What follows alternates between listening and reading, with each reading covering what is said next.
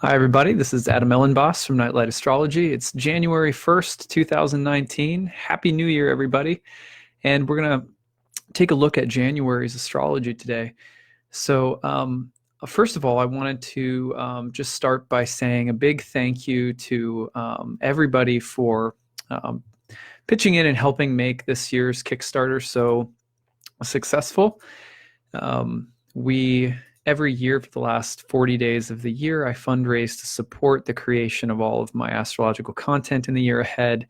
And the money that we raise also supports a wide variety of different projects that we are doing year round through our yoga studio, through my wife's work as an herbalist, and through a lot of different programs. So this year was our most successful year to date. We got the past 2 years, we raised about $50,000 and around 360 backers each year, the past 2 years.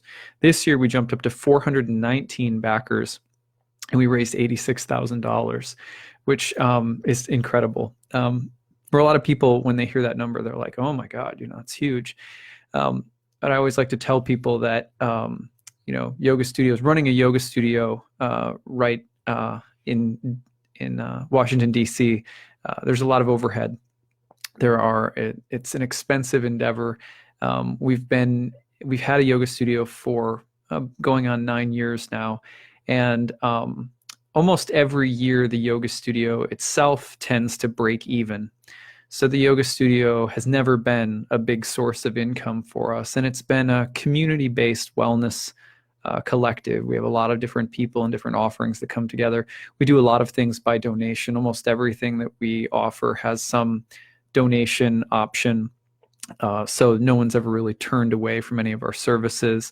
And it's created a lot of momentum and I think a strong community. And it's done so online too, through the astrology offerings, through the astrology courses that I do, and stuff like that. So we're sort of known for doing a lot of donation-based work. We're not like a nonprofit, but basically, the Kickstarter is a huge way that we end up supporting ourselves and a lot of the things that we do throughout the year. And it makes the whole thing sustainable. The support that I receive from all of you makes not just my work doable, but it makes the entire it's the engine that makes everything go. So we're so very thankful and really appreciative. 419 backers is just incredible. Some of the things that we're able to do because of that, you're going to see a new website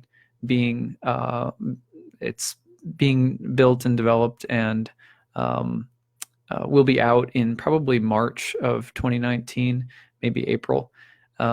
We have the ability now to hire a little bit more support during busy seasons. We have a part-time manager at the studio, but it's the kind of thing where, again, with a 5-month-old, 2 kids, a huge amount of different stuff going on in our lives, when it gets really busy during our busy seasons, it's now affordable for us to hire someone to help.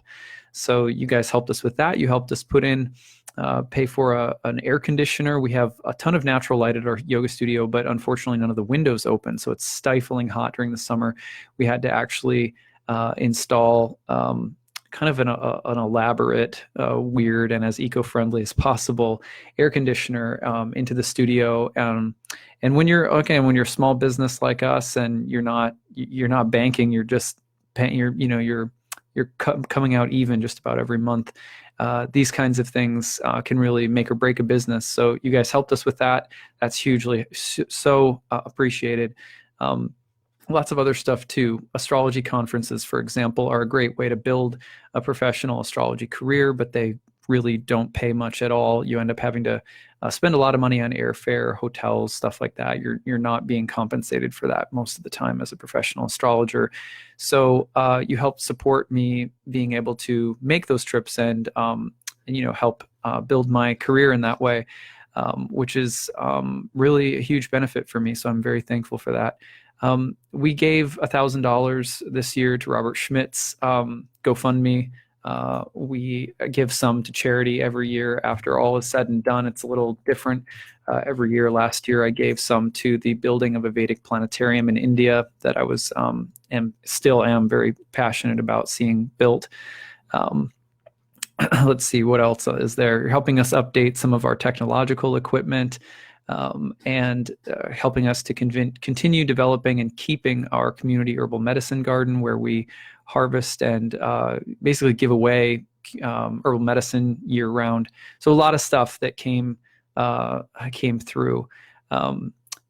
So those are just some of the things. I'm probably missing some of the other stretch goals, but at the end of the day, I said this in my horoscope today, this money that comes through, the support that comes through, is here to help me make a living, but it's also, I consider myself a steward of these funds.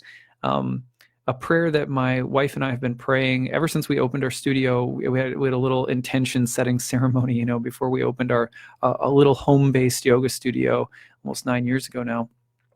And the prayer was, basically like, dear universe, don't let us grow bigger unless our hearts grow bigger along with it, to be giving more to people and to be doing better work, to be growing spiritually. In other words, don't let the financial success or any kind of accolades come into our lives unless accompanying it is deeper opening of the heart and a more sincere desire to serve other people, because otherwise it's not real growth.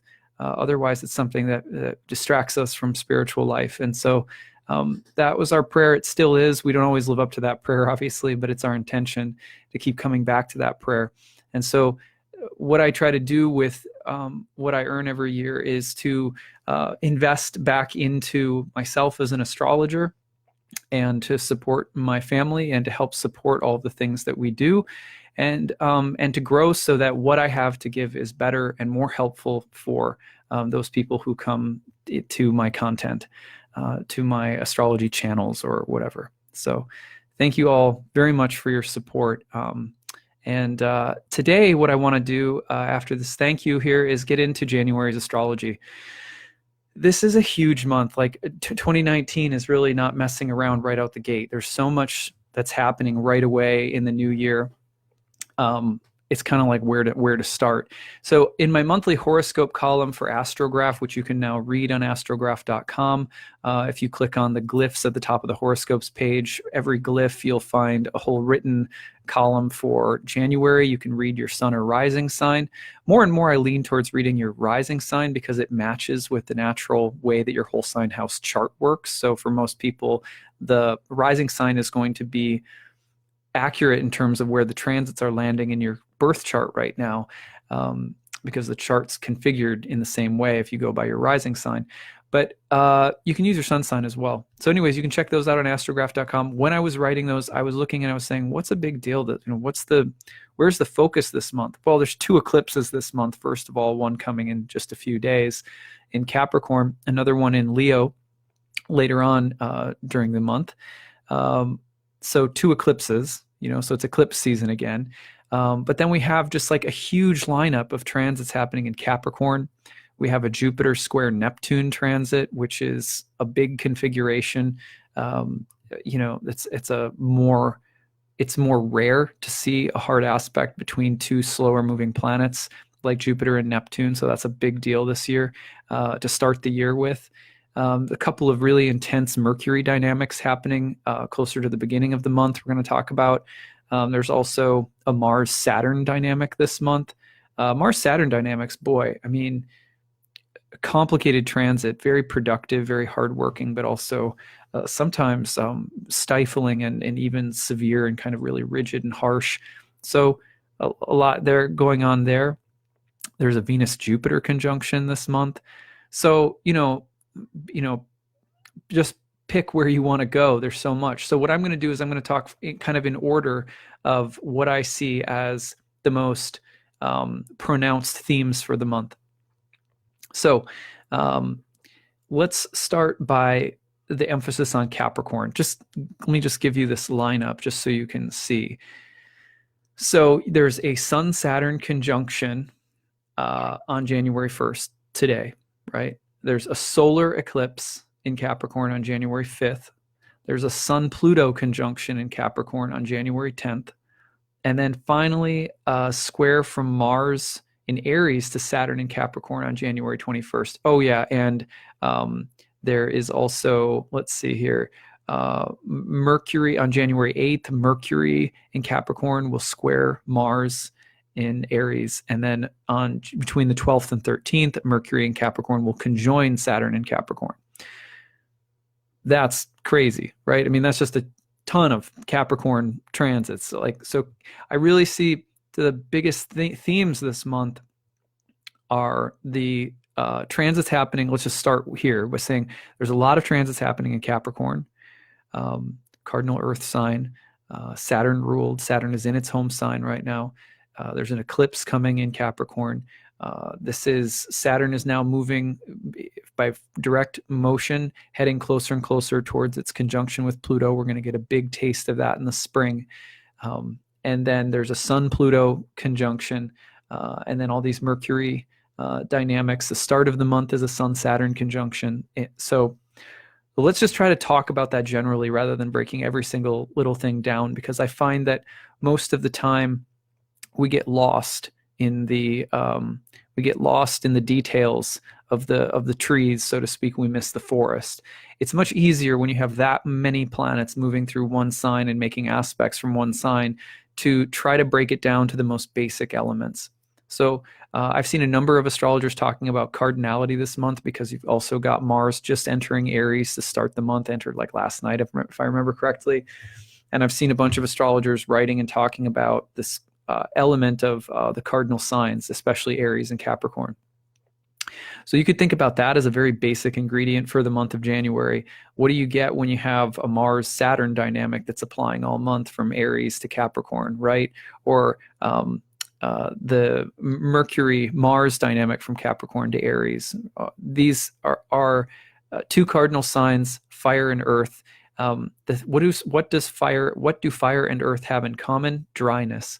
Their qualities both associated, one, earth with coldness and dryness, fire with hot and dryness. So heat and dryness. So one thing that can come up when there's that much heat and dryness is willfulness, stubbornness, individuality, and also a sense of the need to control things, to contain things, to separate and define things.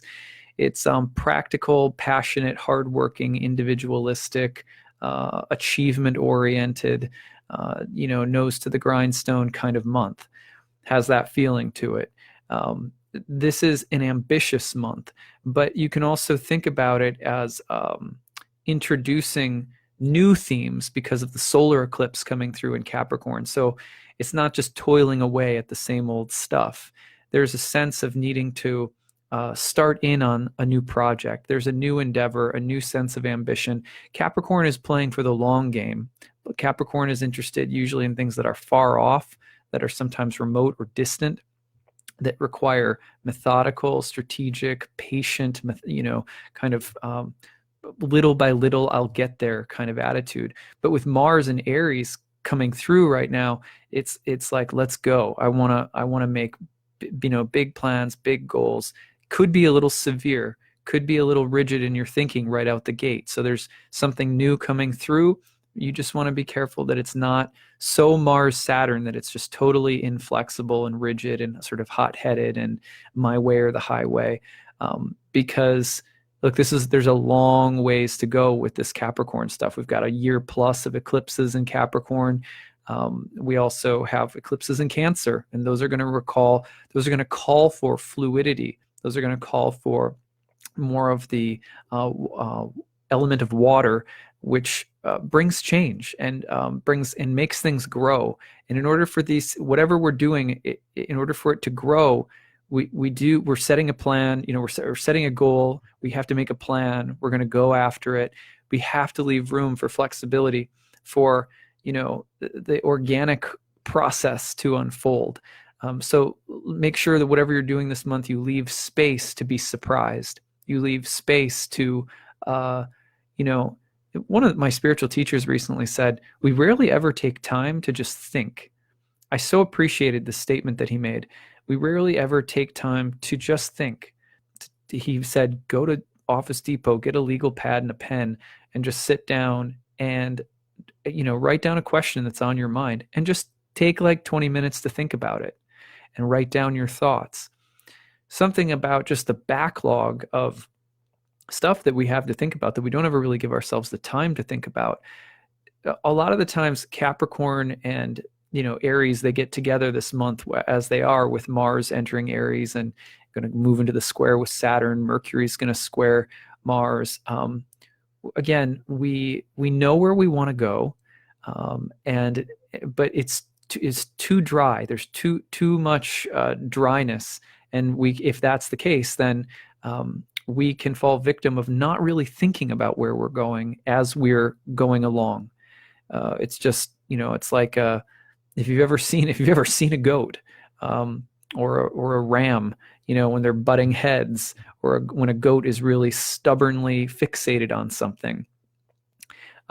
It can be sort of dense. It can be so kind of combative and stubborn and willful, and like, I'm just going in this direction, that there's really like, it's hard to get through to someone like that. It's hard to, like, you're just like, look at that,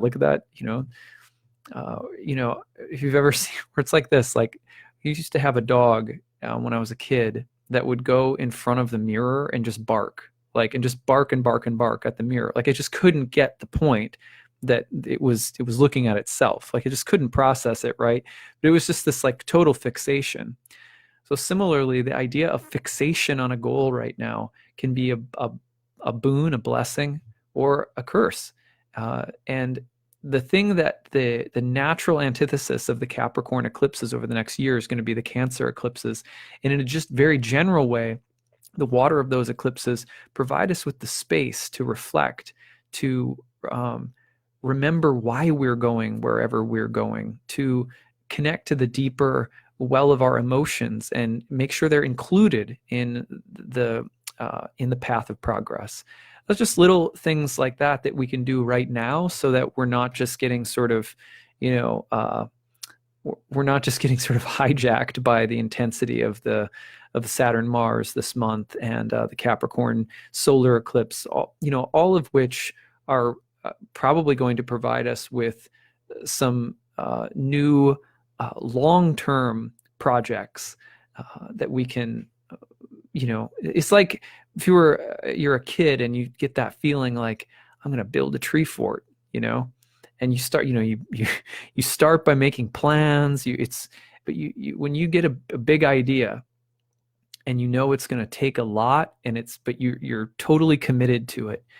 That's the benefit of a Capricorn new moon eclipse. Of course, you have to remember that with so many transits happening in Capricorn this month, the planet Saturn is also emphasized. And I spent about 3 long sessions in December talking about the nodes of the moon in Cancer and Capricorn.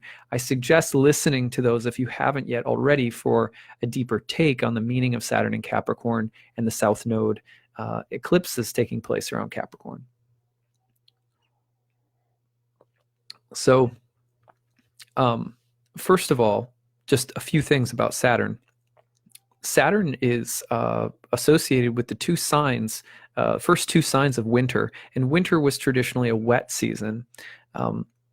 If you've ever read any ancient astrology textbooks, you'll often find Saturn is related with water, with wetness, with the seas, with jobs that are near the ocean.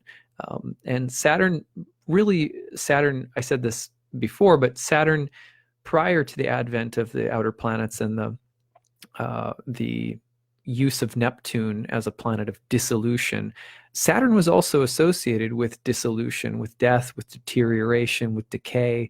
And decay isn't just a dry, hard thing. Like, I think sometimes people think about Saturn and they think about things like bones, like hard, solid structures, and lead. And that's legitimate, right? There's that hardness to Saturn. But Saturn is also associated with deterioration, with things that fall apart, and with things that dissolve into into blackness, into darkness, into absence, negative space. So this is also a month in a sense where, you know, things can be, so sometimes we use words like contractive, heavy, dense, hard, fair, right? But remember, Saturn in Capricorn we're looking at the image of the sea goat. This is a stubborn kind of, you know, the image on the top half of the goat is sort of stubborn, methodical, climbs the mountain, etc. We've heard all that before. Very, very rarely do we really talk about the mysterious, you know, fishy bottom. And one way of thinking about Saturn in the earthy feminine sign of Capricorn is that there's a duality between great achievement, empire building, and also dissolution, deterioration, crumbling, wetness of winter, things falling apart, grayness, you know, rain, the dark clouds. So death is not just a drying and a hardening. Death is also deteriorating and a dissolving. And Saturn does refer to that as well. Remember, when Neptune is first discovered, it's in an exact conjunction. When Neptune is first discovered, it's in an exact conjunction with Saturn. So important to remember that that this month is also, you have a solar eclipse in Capricorn, a new moon, new beginnings, very powerful, strong. As always, eclipses, though, they bring a sense of the old being let go of in a powerful way, so that something new can be born. So it's sort of like, I sometimes like to call them mega new moons. New moons always have that sense of the, you know, every astrologer, you know, who you study for just a little bit, you'll hear this said that, oh, the new moon is a new beginning, a new beginning. The new beginning is in the darkness, you know, and so the newness and the darkness go together. There's an eclipsing of light. There's an eclipsing of our sense of knowledge, or, you know, I thought I knew something, but now I don't. But not knowing is the beginning of knowing. So all of these beginnings and endings are always melded together in the new moon symbolism. So it's a very powerful time for that. All the more so because it's a Capricorn ruled, or it's a Saturn ruled Capricornian solar eclipse. You've got newness, but you have along with it the heavy, wintry, contractive, deteriorating quality of endings, and it's a little bit bleak. It makes you aware of a long, slow journey ahead. Starts, you know, you kind of dangles a carrot out in front of you, like, okay, I'm going to start walking toward that. So you want to think about this month also in terms of really deeply letting go of things from the past that no longer have relevance or meaning, or that their expiration date has been reached. And it's somber, and sometimes it requires a lot of maturity and kind of a realism, just being very real with ourselves. Like, that's not working anymore. I really can't do that anymore. Or, I know exactly where I need to go, but it's going to be difficult. You know, this just kind of like, it's a growing up moment. Saturn often says yes by saying no to things. It's a funny thing, but, you know, the negative space of Saturn is often about letting go of what's frivolous, and becoming more perfectly defined. So, you know, of course, diamonds are incredibly hard objects. They're also incredibly beautiful.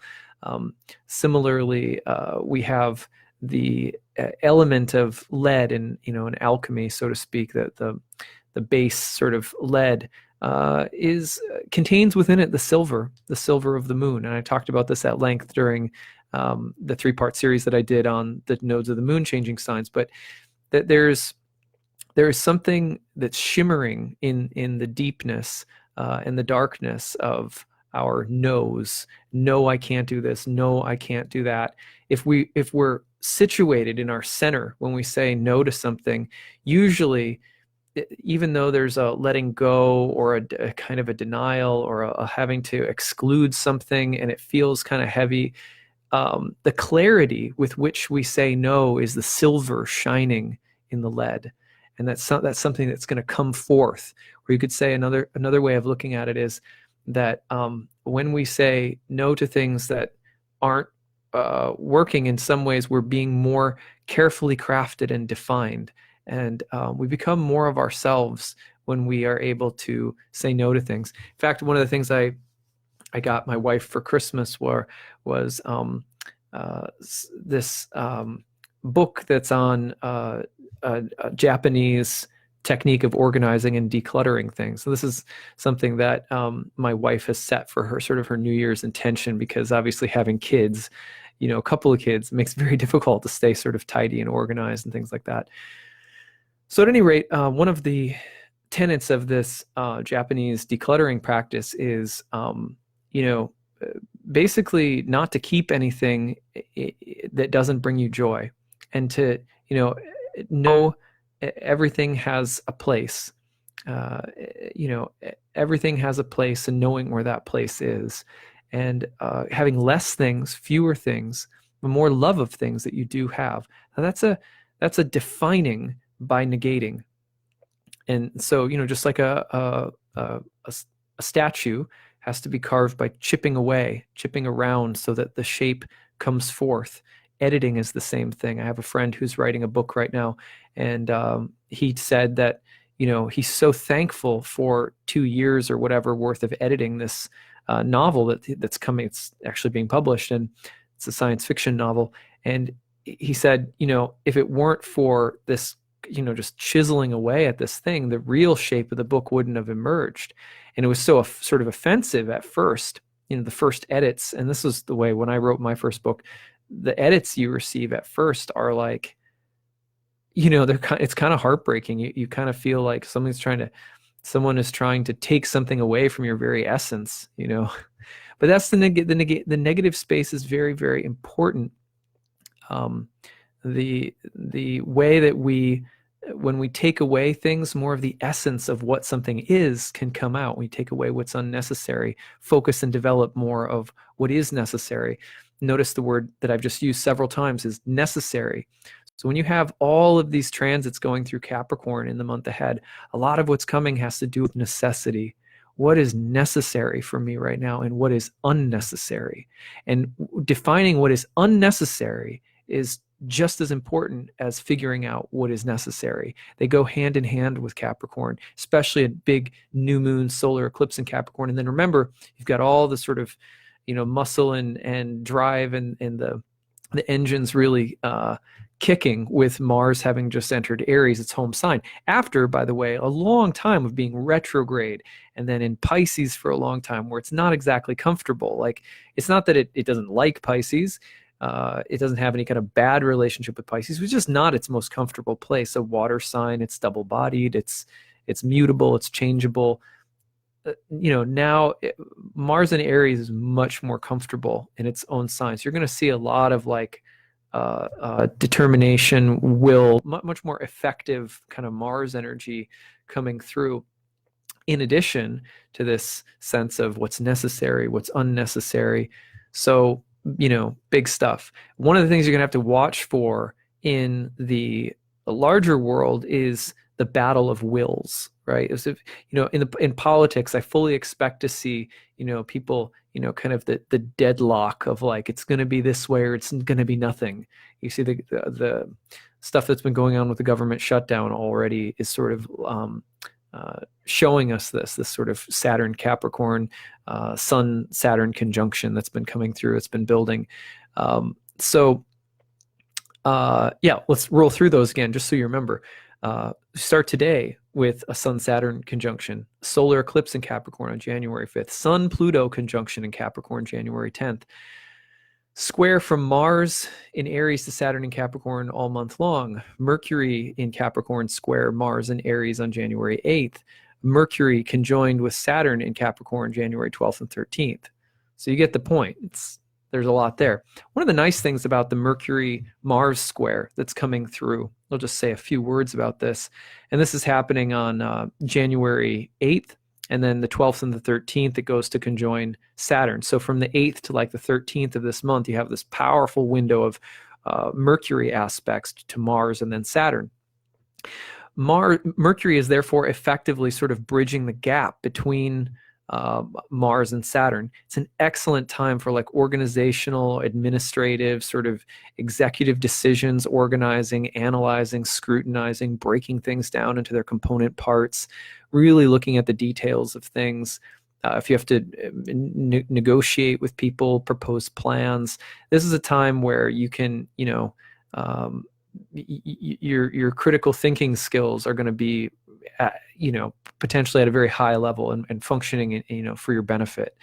On the other hand, this is potentially, mentally rigid, reactive, willful, stubborn territory. It's a good time to become more mature, committed, serious, focused with your mind, with communication, with speech. However, this is the kind of space where people get fired, people quit, people get into that kind of deadlock of wills and differing ideas and opinions. Really can't emphasize enough how important it is to not try to be the expert in some completely fruitless online debate.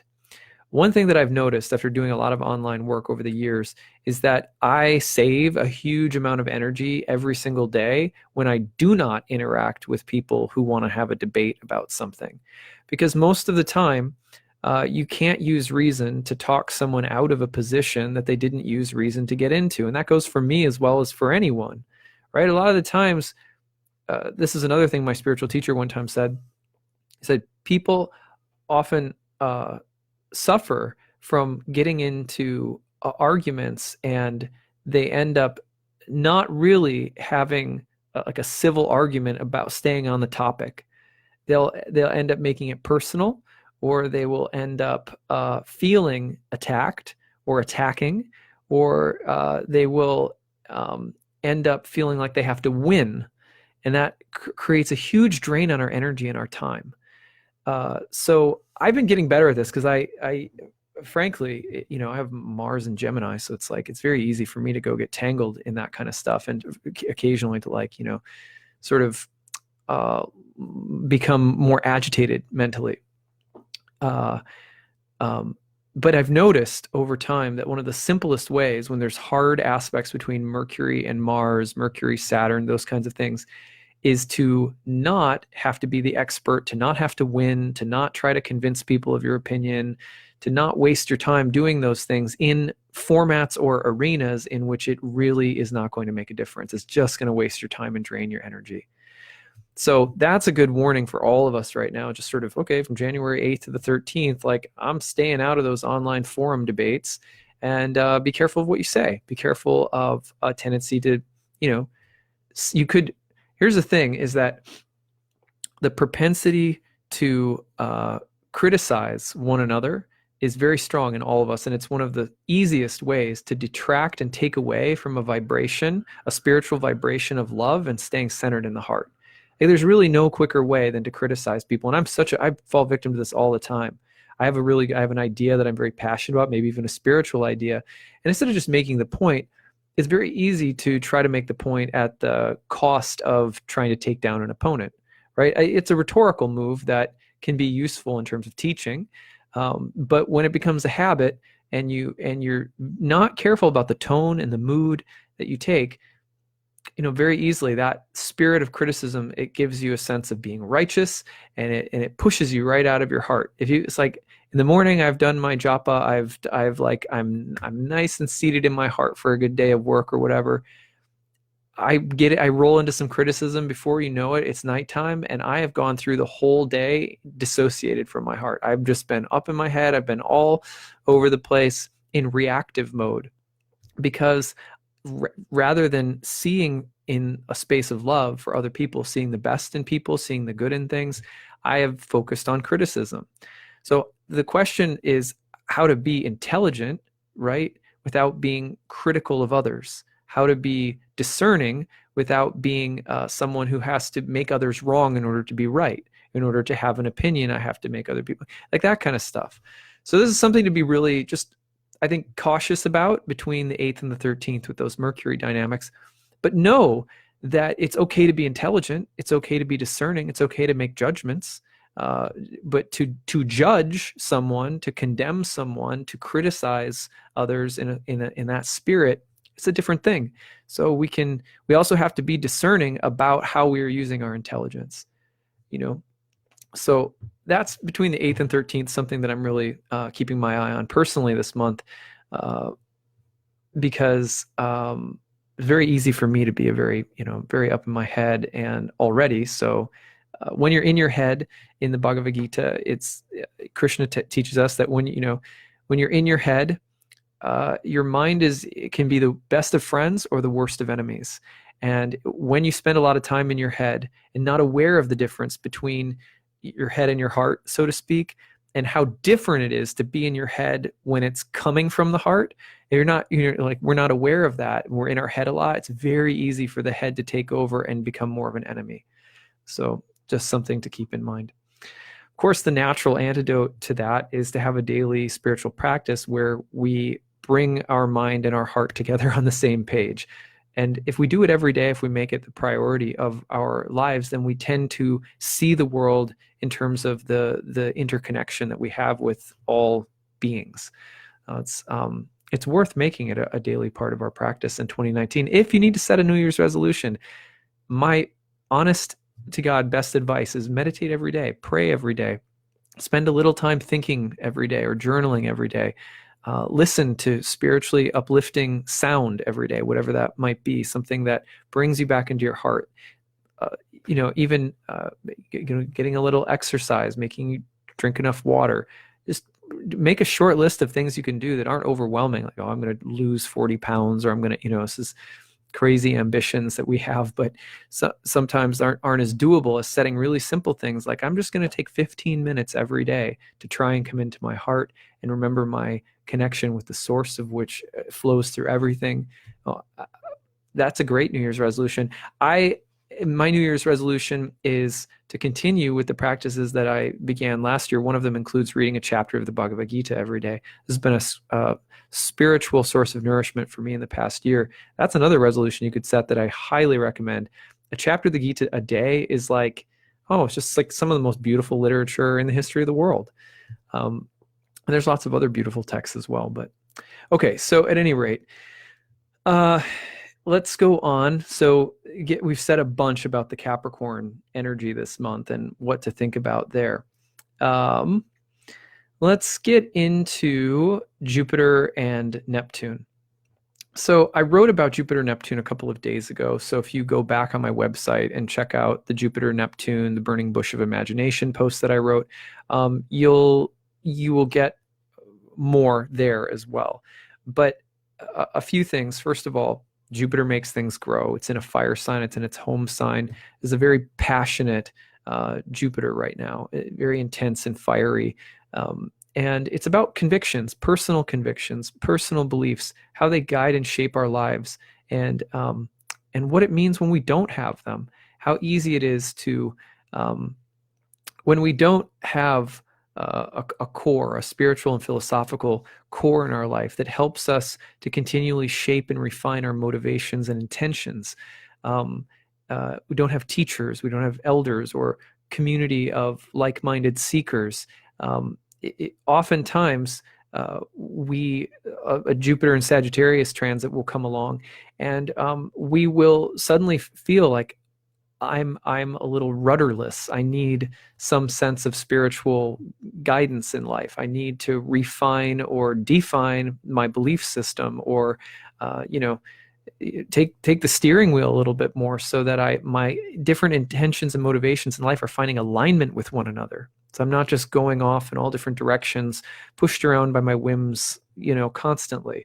So Jupiter and Sagittarius brings that sense of renewal of faith, the need or search for teachers, for guidance, for a more committed sense of our philosophical or spiritual path within a discipline in particular, like astrology, or something like academic, or it could be a sense of committed philosophy within a workplace environment, but it also in the big sense of our lives as a whole.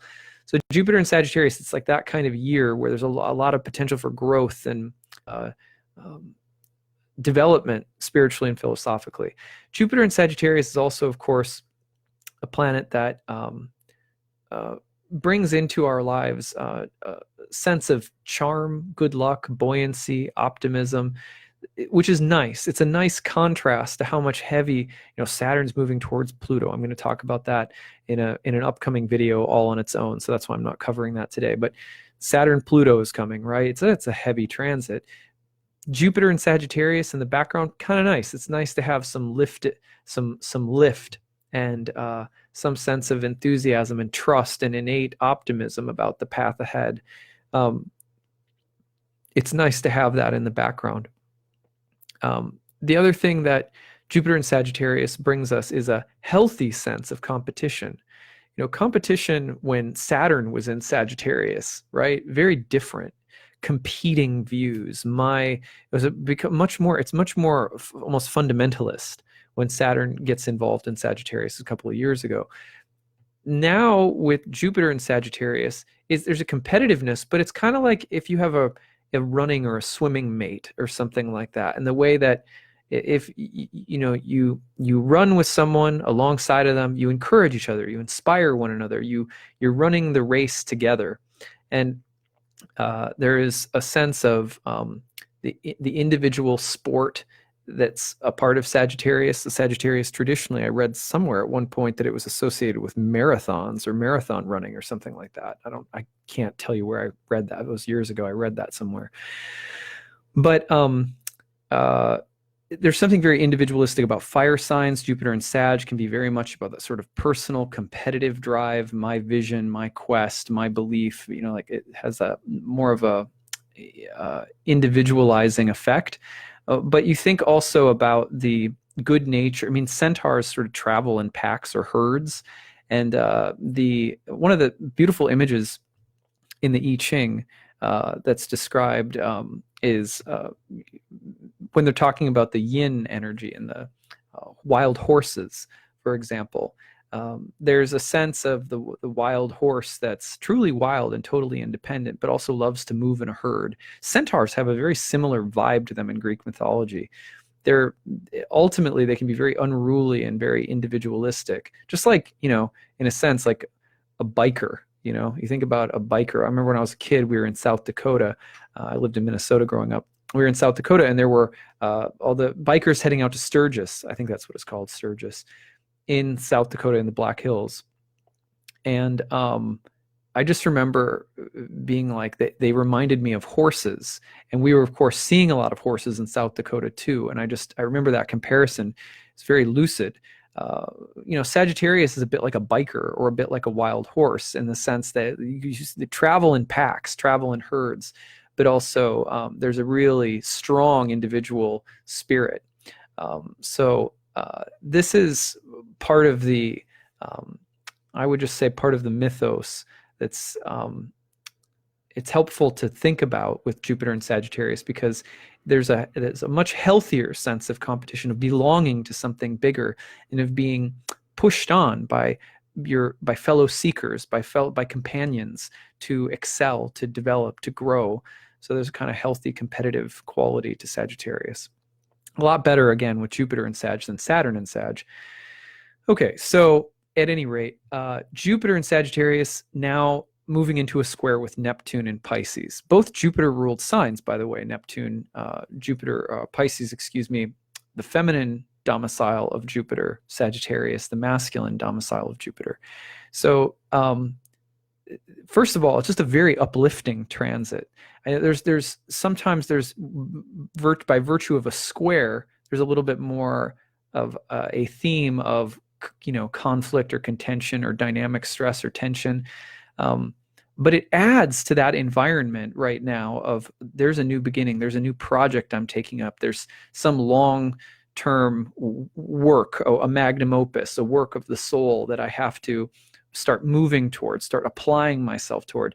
But the good news here is that it's being that kind of Capricornian solar eclipse that we talked about is happening as there's also this Jupiter-Neptune transit. It's very uplifting, inspiring, imaginative, and so the vision of what's to come, it's filled with a sense of necessity, of urgency. The square between Jupiter and Neptune reflects that as well. But the the imaginative is dimension of Pisces and Sagittarius, the Jupiterian sort of uplift and sense of renewal and faith.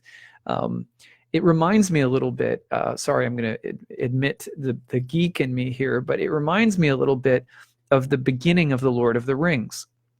It's a dark, heavy quest that they're about to undertake with the ring. You kind of have that feeling with Saturn and Pluto. It's like the ring, the ring of power, and the power that corrupts, the power that binds, the power that limits and restricts and wants to crush. And like that, it's a sort of Saturn-Pluto feeling in the air right now. But the Jupiter-Neptune is also like, but it's going to be an adventure, and there's a sort of innocence and sweetness to the hobbits as they're taking off, in a sense, from this sort of idyllic childhood country landscape, and they're taking the ring and they're going off into essentially an adult world, a world filled with all different kinds of magical creatures that they've only really read about in books. Really? We're going to get to see elves? It's like that. So I take a lot of faith and encouragement from the Jupiter-Neptune transit right now, specifically because it's coming through at a time where this strong Capricornian, sense of a quest and necessity, and we must do something. There's a new work that we have to do. But here's this sense of, I promise it's going to be magical. It's going to be uplifting. It's going to inspire you. Can't you feel that you have faith to do it? Can't you feel that it's going to, yes, it's going to be difficult. It might even kill you, has that kind of like heavy Saturn Pluto, but it's going to be amazing. It's, so Jupiter Neptune dynamics, by the way, have been active during some of the releases of my favorite fantasy films. For example, fantasy sci-fi. For example, in 1977, when Star Wars franchises first came out, Jupiter Neptune, I forget, it was 98 or 99. There was a Jupiter-Neptune sextile that happened just as the Matrix films were being released. Again, in, I don't know, it was 2008 or 2009 when Avatar was being released. And the list goes on and on. So Jupiter-Neptune transits are also known for expansion of the imagination, reaching far out into space. If I remember correctly, it was the Hubble telescope was launched under a Jupiter-Neptune transit. So this idea of kind of like the mythical, the imaginative, the fantastic, the realm of fantasy, myth, and art, cultural broadening and expansion of our sense of what's possible and what's real, going further into sort of uncharted territory. There's something, again, just very magical and inspiring and exciting about Jupiter-Neptune dynamics. Like if you go into the world of Star Wars, oh my gosh, there's a force, there's all of these creatures, there's weight, there's Darth Vader, there's the Emperor, there's, sorry, my geek flag is totally coming out. But then same thing with Avatar. You go to the world of Avatar, it's like this beautiful, amazing place, but it's dangerous, and there's something going down. It's like, the civilization is being threatened. Similarly, when you go to the Matrix, it's an awakening experience to realize that what you thought was real isn't really real. There's something more that's real. But in the process of that awakening, something very serious is at stake. There's these dark presences. Same thing with Lord of the Rings. So to me, that's the mood that I'm getting from this Jupiter-Neptune square. Is like, okay, for the year ahead, the mood is like myth, magic, adventure, imagination, fantasy, growing your faith, expanding and growing your beliefs, the importance of having a guiding star, a guiding sort of belief in your life, these things growing, pushing each other on, finding fellow seekers, the sense of the urgency of the times, however, the necessity, the weight, the burden of a quest or a mission that we're taking up. That's the Saturn-Pluto, and that's also a whole month of January just replete with Capricorn dynamics. So that's what I'm seeing. I'm sure that you're going to get interesting nuances by thinking about this yourself, and listening to what some other astrologers are saying too. Let's see. The other thing that's really interesting is two more things. On January 21st, as if this isn't enough already, we have a total lunar eclipse in Leo, well, just throw that in there. It's like, why not have a total lunar eclipse while we're at it, right? So January 21st, a total lunar eclipse lands in Leo. It's the last of a long series of eclipses that's been happening in Leo and Aquarius for like a year and a half now. That's a sun-ruled eclipse. So you're getting, and what is the sun doing? You have to always look at the ruler of the eclipse. Well, it's a solar-ruled eclipse. The moon is being eclipsed at the full moon on the 21st, 22nd, right around there, if I remember correctly. It's sun-ruled. And what's happening with the sun this month? Well, it'll be turning into Aquarius by that time, but it's moving through Saturn territory, right? So you're thinking about the king, the image of the king, Leo, the king or the queen, the dying king, the old king, the passage of an older generation. You're thinking about the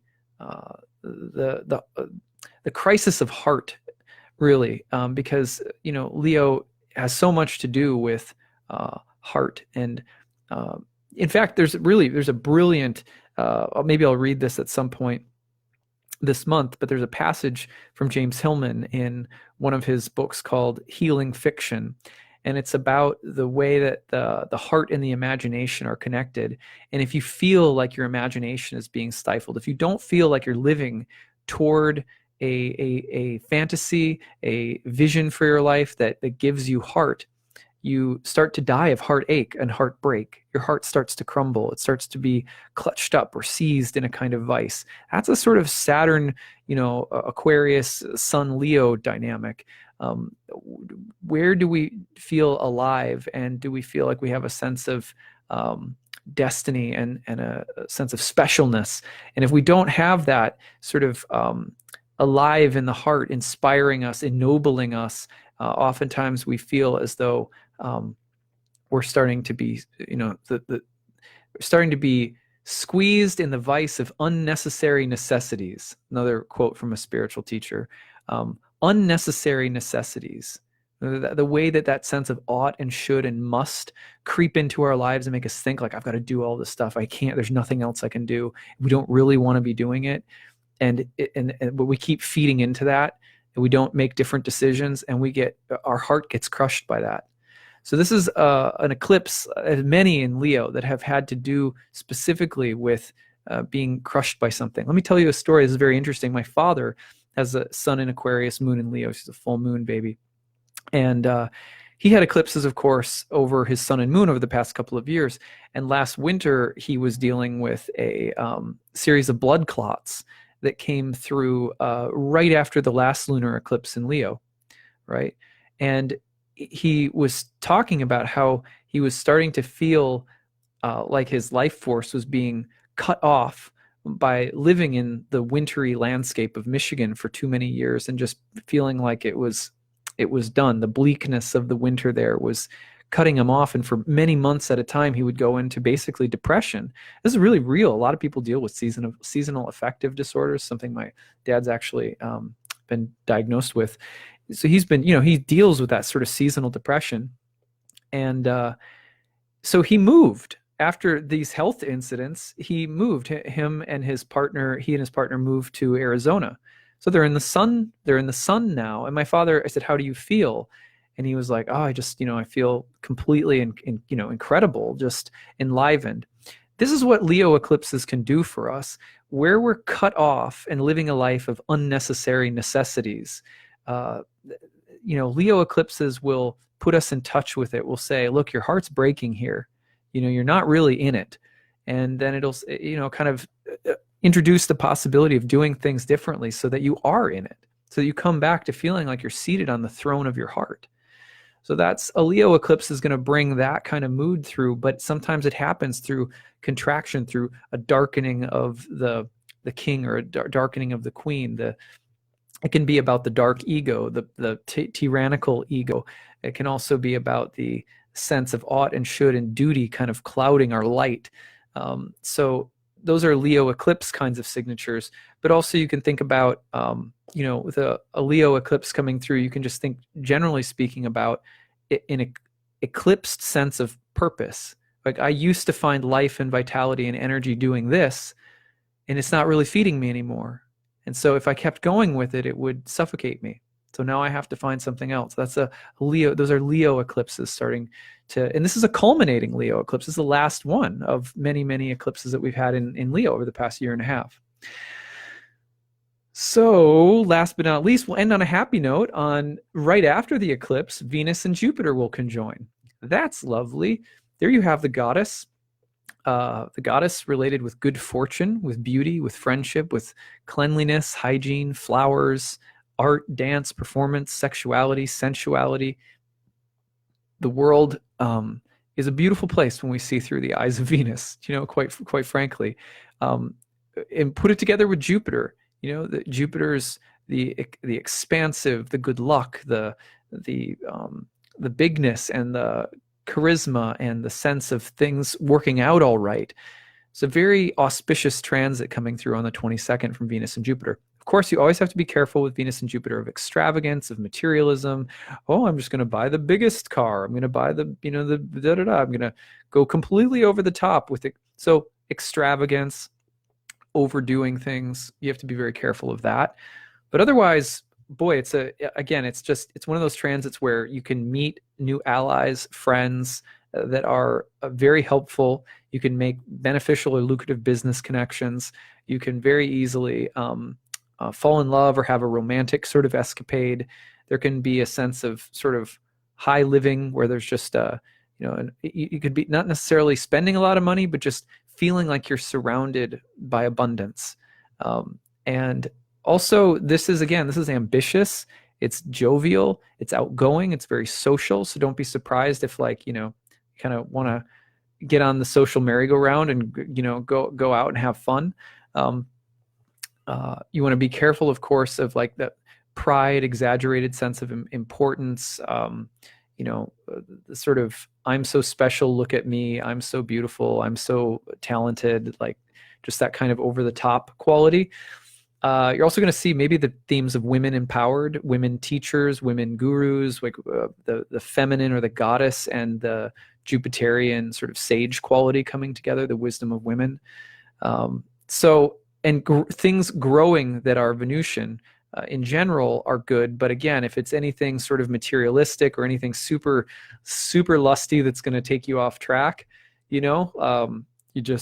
gotta be careful of this is the kind of transit where you could spend way too much, eat way too much, overdo something. That's the only warning that I would put out there for it. So at any rate, that's the month of January as far as I'm seeing it. It's a big month. I think there's a lot to look forward to. For those of you who are also waiting for my video editions of your monthly sun sign or rising sign horoscopes, I will be doing part of them today and part of them tomorrow. It's a little unique situation being January 1st and just finishing the Kickstarter. I'm a little behind this month, frankly. So you'll have your video horoscopes out over the next day or two. I will post them incrementally, so there'll be probably the first 6 signs out today, maybe the next 6 tomorrow, something like that. So you can check into my YouTube channel for that coming soon. I'll be doing a talk on Saturn and Pluto and kind of what to expect. Giving you a little preview of that today. I'll be doing some more on that probably in the week ahead. And then if you contributed to my Kickstarter, remember that I am not scheduling clients now until after March, because for January and February, I'm entirely focused on doing year ahead readings from the Kickstarter. And then in the very end of February, I'm going to India for 10 days to kind of press the reset button. And then I'll be back and taking clients again at that time. So if you got a reading through the Kickstarter, you're in kind of a long line. I do a couple hundred of these. So please, just be patient with me as I get these out there to you.